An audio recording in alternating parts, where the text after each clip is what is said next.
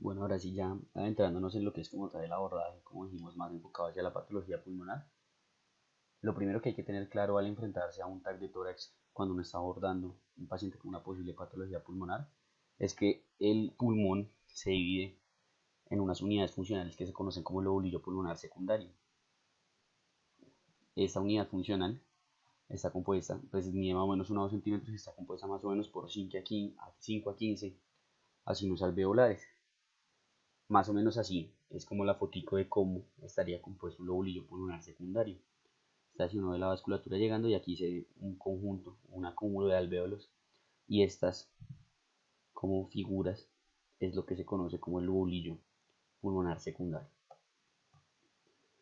Entonces, de acuerdo al lobulillo pulmonar secundario, uno siempre puede hablar de afecciones. Entonces, las afecciones se hablan de si pueden, o las alteraciones que hay a nivel del TAC, uno los puede clasificar en centrilobulares o perilinfáticos si están comprometiendo como tal el lobulillo pulmonar secundario.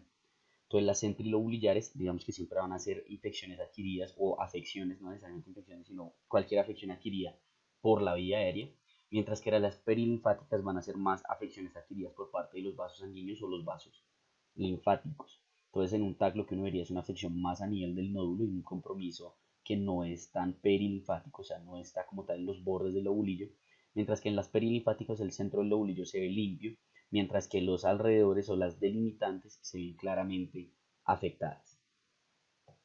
En cuanto al abordaje pulmonar, pues digamos que uno lo que puede hacer es primero determinar el patrón, pues como el patrón primario que hay.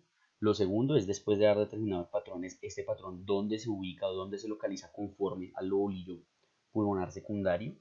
Y después la distribución como tal en el pulmón, si es apical, si es basal, si es periférico y demás. Y pues como cuarto, hallazgos adicionales que se puedan encontrar. Hay ciertos patrones obvios que pues no vale la pena abordarlos como, uy, se llega a esto de forma así esquemática. No, pues uno los encuentra de una, como lo puede ser la patología pleural, que es el derrame pleural y el neumotórax. Entonces aquí claramente podemos ver, este es un tag de tórax, está en una ventana de órganos, una ventana mediastinal. Pues aquí podemos ver así rápidamente, este sería el tronco de la pulmonar, aquí podemos ver la aorta descendente, aquí podemos ver la aorta ascendente, algo de ventrículo derecho, un poquitico de ventrículo izquierdo, y esto sería algo de vena cava superior. Entonces se puede evidenciar que a nivel, acá pues uno valoraría que en el tag en la ventana de órganos, usualmente los campos pulmonares son completamente negros, menos por los pequeños vasos sanguíneos que se ven. Pero aquí claramente vemos algo, una hiperdensidad, pues no es tan blanco, pero es más hiperdenso que el aire. Entonces parece ser como si fuera como agua, ¿no? O como si fuera un acúmulo ahí de agua. Entonces este es un derrame pleural. Si ustedes comparan acá, pues aquí se puede ver que hay una ocupación como tal del espacio pleural. Y esto es lo que se conoce como un derrame pleural y se puede ver incluso la curva que se genera por la gravedad, ¿sí? Lo mismo que mencionábamos en la radiografía que se formaba el menisco de Demosio o el signo como tal del menisco, aquí también pues se ve una morfología similar. Este es otro derrame que en este caso pues ya está incluso desencapsulado, entonces pues ahí se puede evidenciar como tal el derrame acá encapsulado con un componente más hipodenso en su interior, que el tejido fibrótico que lo circunscribe en una ventana también de órganos. En este caso, digamos que ya estamos en una ventana pulmonar, hay un pulmón que está claramente afectado, digamos que las afecciones que se pueden ver como el vidrio, alguito de panalización que hay acá, pues lo vamos a ver más adelante, pero se ve claramente este espacio que en la ventana pulmonar no debería verse hipodenso, no debería verse negro. Entonces ese espacio negro, ese espacio hipodenso es aire. Entonces eso es lo que sería un neumotórax que se puede evidenciar en un TAC de tórax. Ya saliendo pues de esos patrones obvios, habiéndolos descartados, ahora sí pues toca ver cuando hay unas alteraciones, por ejemplo, que no hubiera esta alteración acá, sino que solo se tuviera este pulmón, pues determinar, bueno, en este pulmón, ¿qué hay? Yo qué puedo ver, si hay un nódulo, que si hay un virus esmerilado, que si hay una panalización, etcétera, la ubicación donde es y demás, para poder pensar en una posible etiología. Entonces, eso es lo que vamos a ver a continuación. En los patrones podemos hablar de un patrón reticular, que va a ser una afección más que todo lineal y va a estar entre los septos interlobulares, un patrón nodular, que es una afección ya redondeada y puede ser aleatorio, centrilobular o perilinfático. Ahorita vamos a ver a qué nos referimos con esto. Y una afección particular del patrón nodular, que es el árbol de ingemación. En el patrón hiperdenso, pues podemos ver la hiperdensidad de uno o varios lobulillos que se va a correlacionar usualmente a acumulación de líquido en el espacio aéreo, sea agua, sangre o pus. Y tenemos un patrón hipodenso que va a ser más relacionado con, el patrón, con lesiones quísticas, bronquiectasias, panalización, enfisema, etc.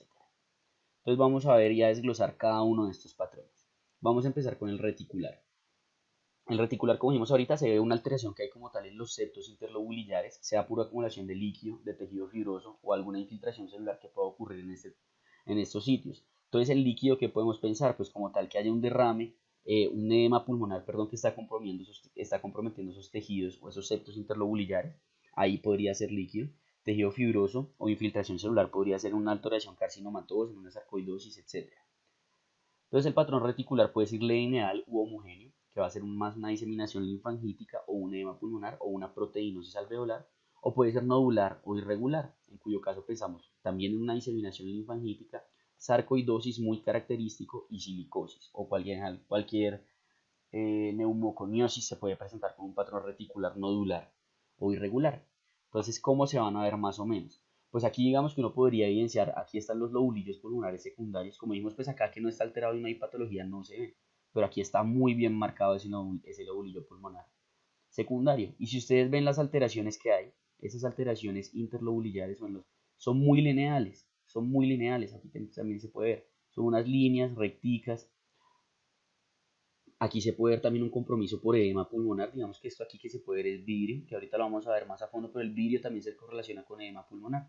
Entonces aquí se puede ver, mírenlo, lineal, lineal, se ven cómo están marcadas esas líneas de los septos y pues es más sugestivo en este caso de que hay una acumulación de líquido por un edema pulmonar. Aquí se ve clarísimo como la marca cisural que está llena de líquido. Y este es el otro patrón. Aquí ya estamos hablando de un patrón nodular o irregular, en cuyo caso aquí se puede ver muy bien. Aquí está lineal y después hay como una bolita, lineal, una bolita. Entonces habla como si fuera incluso como un rosario, como si fuera un arrozaramiento como tal de esas zonas. Aquí también se puede ver va lineal más denso y así.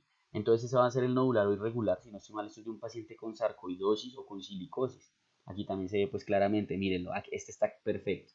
Lineal, lineal, lineal, una bola, lineal, una bola. Entonces es el que se conoce como el patrón nodular o irregular en cuanto a afección intersticial. Y pues ya uno ve eso, lo correlaciona con la clínica del paciente y puede pensar cuál puede ser la posible etiología de esa alteración en el TAC de tórax. Este también pues tiene una afección acá como tal reticular, se pueden ver las líneas y pareciera un compromiso mixto, pero aquí se puede ver muy retículo nodular en estas zonas. Creo que ese también es una sarcoidosis. En cuanto al patrón nodular, pues ya habiendo, ese es el reticular. Ahora vamos a hablar del nodular. El nodular, como vimos, son lesiones más como puntiformes, como si fueran circulitos, y lo podemos clasificar de acuerdo a su ubicación en el lobulillo pulmonar secundario, de acuerdo a si es centrilobulillar, si es perilinfático o perilobulillar, o si está distribuido al azar. El centrilobulillar usualmente va a estar a 5 a 10 milímetros de la pleura, no va a haber un compromiso cercano a la pleura, y pues va a estar, como su nombre lo dice, en el centro del lobulillo, mientras que el perilinfático o perilobulillar va a estar como tal en los septos del lobulillo, y este tiene la gran particularidad de que va a estar localizado en la superficie pleural y no va a afectar como tal el centro del lobulillo. Y al azar es que se van a ver los dos patrones juntos. Entonces más o menos esto es como sería el patrón de cada uno de ellos. Aquí tenemos el patrón aleatorio, no hay una, vean que hay pegados como tal a la pleura, también hay centrilobulillares y hay de todo. Aquí tenemos el centrilobulillar, no se ven afectados como tal los septos. Y este sería el perilinfático, es claramente alrededor de la pleura y a través de los septos interlobulillares.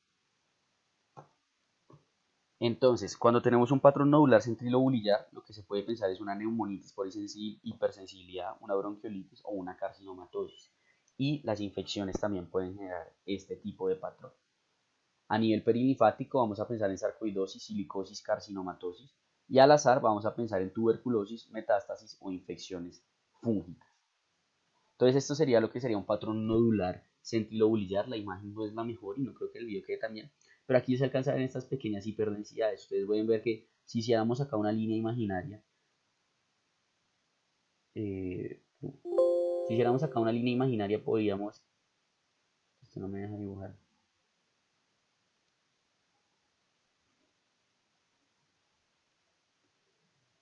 es, si hiciéramos acá una línea imaginaria podríamos imaginarnos que estos son los septos.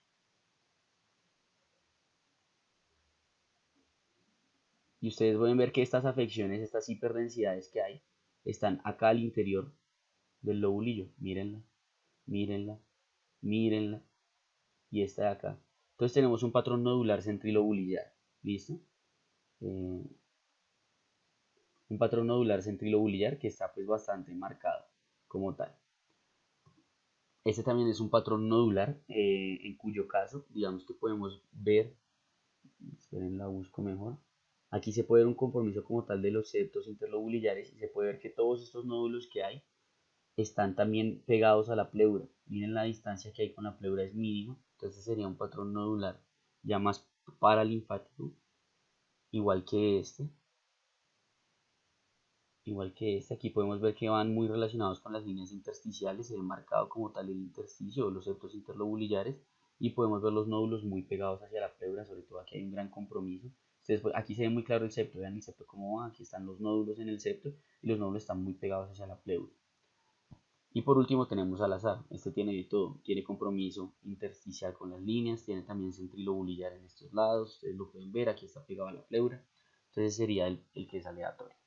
Y como mencionamos, en el nodular hay un patrón muy específico que se conoce como árbol en gemación. Indica usualmente la impactación de moco o pus en los bronquiolos terminales, que suele ser muy sugestivo pues, de una infección, básicamente. Pero también puede presentarse en fibrosis quística, bronquiectasis y en aspergilosis broncopulmonar. Entonces el nódulo en gemación se llama así porque se va a ver más o menos igualito estas flores. Miren esta imagen, graben en la cabeza y mírenla aquí. Aquí está perfecto el árbol en gemación. Claramente no siempre se va a ver así de lindo, pero pues aquí se ve perfecto el árbol en gemación. Aquí tenemos árboles en gemación bastante marcados. Aquí hay árboles en gemación, este sería un compromiso ya más nodular. Pero aquí hay árboles en gemación. Nuevamente aquí hay árboles en gemación por este lado. Aquí hay un árbol en gemación, árbol en gemación. Y ya. Ahora nos falta hablar del patrón hiperdenso y del patrón hipodenso. Como dijimos, el patrón hiperdenso usualmente va a ser por acumulación de algo, líquido, pus o sangre. El patrón hiperdenso se puede presentar como vidrio esmerilado, que es un llenado alveolar, o un engrosamiento intersticial que va a ser más como tenue, por así decirlo. A diferencia de la consolidación, donde da una hiperdensidad establecida como tal, porque hay una ocupación total alveolar, mientras que el vidrio esmerilado es únicamente un llenado parcial, la consolidación es una ocupación total alveolar.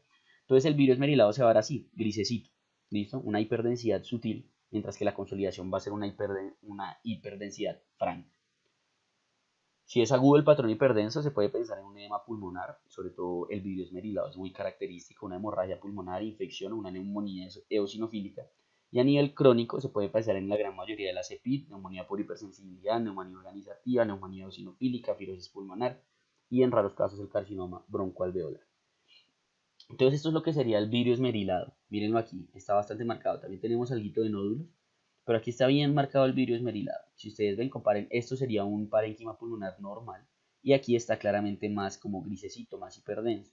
Entonces esto es vidrio esmerilado y pues tocaría correlacionar la clínica del paciente a ver qué es lo que tiene. Aquí también hay vidrio, aquí también hay vidrio. Nuevamente vidrio esmerilado, este está mucho más claro. Claramente acá vidrio esmerilado, acá en la periferia. Y esta ya es una consolidación como tal. Comparen, aquí uno puede, digamos que, seguir diferenciando algo de los lobulillos y demás. Acá no, acá eso es un pegote blanco, una hiperdensidad grandísima. Y como característica se puede ver claramente el broncograma aéreo, porque la ocupación es netamente alveolar y no bronquiolar. Entonces, pues esto puede ser una neumonía lobar, igual que esta, igual que esta. Está clarísima ahí la hiperdensidad con el lóbulo pulmonar. Miren que incluso aquí el vidrio esmerilado puede evolucionar a consolidación. Aquí incluso aquí abajo vean, esto es vidrio, esto aquí de la periferia es vidrio y esto como tal ya es la consolidación marcada. Este vidrio esmerilado en ocasiones se puede, o en general estas zonas hiperdensas se pueden presentar como un patrón en mosaico, en donde hay como manchas, por así decirlo, zonas del pulmón que están hiperdensas, unas en consolidación, otras en vidrio, otras normales y demás. Puede darse por asma, por bronquiolitis obliterante, por neumonitis, por hipersensibilidad o por un TEP crónico. Entonces sería bronquiolitis obliterante, TEP crónico, hemorragia pulmonar, pero el punto es lo que les mencionaba. Miren que hay patrones acá, esto normal, este normal, pero aquí hay vidrio, aquí esto ya está tendiendo a consolidarse, igual acá, igual acá. Y hay como una marca, un patrón muy característico de un patrón mosaico como un subtipo, que es lo que se llama el crazy paving. El crazy paving es esto, se ven esos pegotes, vean este lobulillo negro, este blanco, este con aire, este consolidado, aquí hay una consolidación, aquí hay aire. Entonces se ve así, que si ustedes lo simulan se parece a lo que se conoce como el queso de cabeza, no sé si alguno lo ha comido, pero este también se llama patrón en queso de cabeza. ¿Listo? Entonces este es muy característico de la linfocistosis, de la proteinosis alveolar, varias cosas se pueden presentar con el crazy paving. ¿Listo? Aquí también tenemos algo de crazy paving, digamos que no está tan marcado como este, pero este también sería un crazy paving, un empedrado loco. Y ya. Y por último, vamos con el patrón hipodenso. En cuanto al patrón hipodenso, podemos hablar de un enfisema, que como tal es que no tiene paredes limitantes, simplemente se ve una hipodensidad sin una delimitación clara, por así decirlo. Puede ser centrilobuliar, que va a ser característico del EPOC, panacinar, que va a ser característico de la alfa-1 atitripsina, y el paracetar, que no va a tener ya como tal, o no va a estar relacionado con una neumopatía obstructiva, sino que es más característico de los pacientes que sufren de neumotórax espontáneo, como los pacientes con Marfan y este tipo de cosas.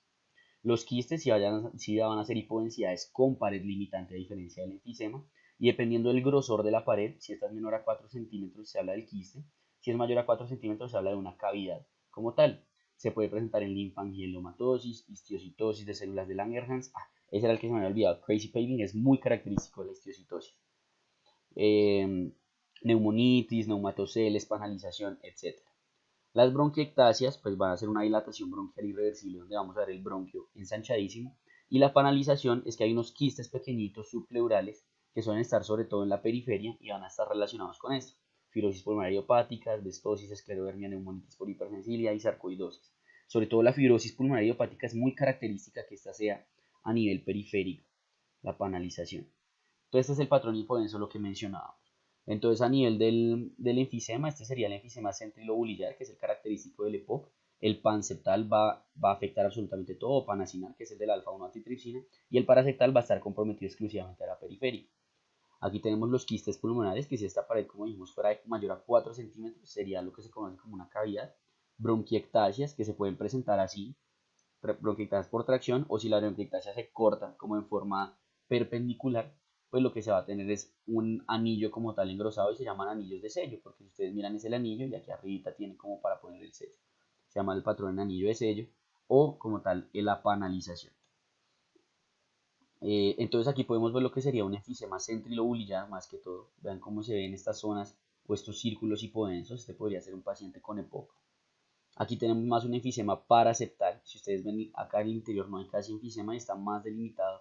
Es hacia la parte periférica y esto puede romperse y generar pues un neumotórax espontáneo en un paciente joven. Y esto es lo que se conoce como el enfisema panacinar. Ustedes pueden ver que aquí el pulmón está más pues conservado, el parénquima pulmonar, mientras que acá está claramente toda esta zona hipodensa que representa un enfisema panacinar. Si ustedes miran la línea acá no hay una línea divisoria como tal que le sugiera a uno que esto está encapsulado o algo por el estilo, a diferencia de esto. Aquí claramente hay una línea engrosada divisoria y estas son ya lesiones quísticas como tal en un paciente. Este también es un quiste, puede ser de etiología infecciosa o por alguna otra etiología. Esta, por el contrario, ya es una cavitación. Miren cómo esa pared es mucho más engrosada y si tiene una cavitación. Esta es una tuberculosis antigua que genera una cavitación en un paciente. Aquí múltiples cavitaciones. Este es un paciente con enfermedad, con una gran humulomatosis de Beckner. Entonces vean estas múltiples cavitaciones que tiene. Y algo muy característico que se puede encontrar, y que se conoce como el signo del halo, es esto, básicamente. Que se puede ver cómo esta zona, este quiste, hacia alrededor, va generando un virus esmerilado. Y en el interior se ve una masa, y esto es un aspergiloma. Los aspergilomas, acuérdense que son muy característicos que se presenten en cavitaciones previas de pacientes tuberculosos. Esto es lo que desde el patrón del anillo de sello. Vean, aquí se ve una bronquiectasia clarísima cortada en forma paralela, mientras que si se comenta en forma perpendicular como esta, está la forma del anillo de sello. Nuevamente bronquiectasias por tracción, aquí las bronquiectasias con el anillo de sello. Y esto es lo que se conoce como la panalización. Digamos que esta es una panalización bastante severa que compromete ambos campos pulmonares, sobre todo en la porción inferior. Si no estoy mal, era una fibrosis pulmonar idiopática. Aquí también hay panalización, hay lesiones quísticas, ustedes pueden evidenciar por este lado. Hay algo de nódulos por este. Y por último, algo que quiero hablar es que existe un patrón que se conoce como la neumonía intersticial usual, que muchas veces ustedes lo suelen leer en las notas y la gente piensa que como dice neumonía es una infección o algo por el estilo, hay que poner el antibiótico y no. La neumonía intersticial usual es un diagnóstico radiológico que consta como tal de una triada. Lo primero es que haya un patrón reticular de predominio basal periférico. Entonces aquí lo podemos ver el patrón reticular establecido. Ustedes lo pueden ver, es más lineal que si fuera nodular o irregular, es más lineal el patrón reticular que se alcanza a ver. Que haya panalización usualmente en la periferia, aquí la podemos ver la panalización, y que haya afectación de todos los lóbulos con gradiente ápico basal. ¿Listo? Y ya. Eso sería, digamos, como una aproximación así inicial y a grosso modo de lo que puede ser la interpretación del TAC de tórax. Espero les sea de utilidad, que les sirva. Les toca repasarlo, verlo nuevamente, aprenderse más o menos los patrones con que se relacionan, correlacionarlo con la clínica del paciente y así poder llegar al mejor diagnóstico, a la mejor aproximación diagnóstica posible en cada uno de sus pacientes. Nuevamente, cualquier duda, cualquier cosa, me escriben, me preguntan y pues siempre a la hora.